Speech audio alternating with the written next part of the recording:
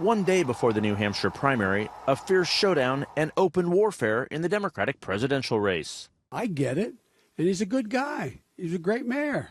But guess what? He was a mayor. Joe Biden bluntly belittling the experience of Pete Buttigieg, who served for 8 years as mayor of South Bend, Indiana.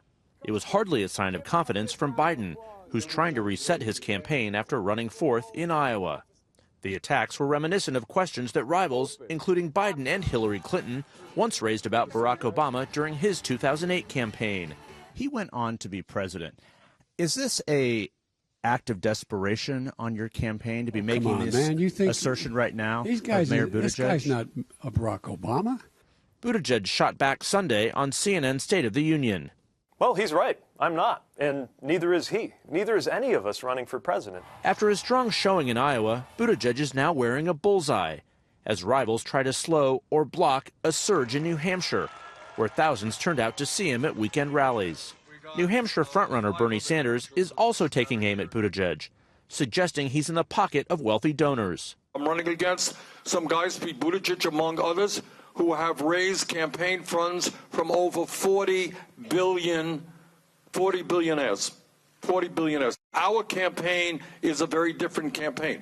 Buttigieg rejects that claim and fired back at Sanders. I respect Senator Sanders, but when I hear this message go out that you're either for a revolution or you got to be for the status quo, that's a vision of the country that doesn't have room for most of us. Elizabeth Warren looking for a New Hampshire jolt of her own. We have one job in November: beat Donald Trump. But taking a different approach, reminding Democrats to focus on the task at hand. We're going to have to bring our party together in order to beat Donald Trump. And the way we do this is not by launching a bunch of attacks on each other and trying to tear each other down.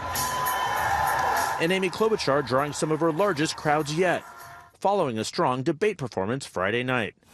She's trying to strike a late spark and win over undecideds or convert supporters of Biden and others who may be having second thoughts. I am not the loudest person, but bit by bit, step by step, we have built this support for this nation.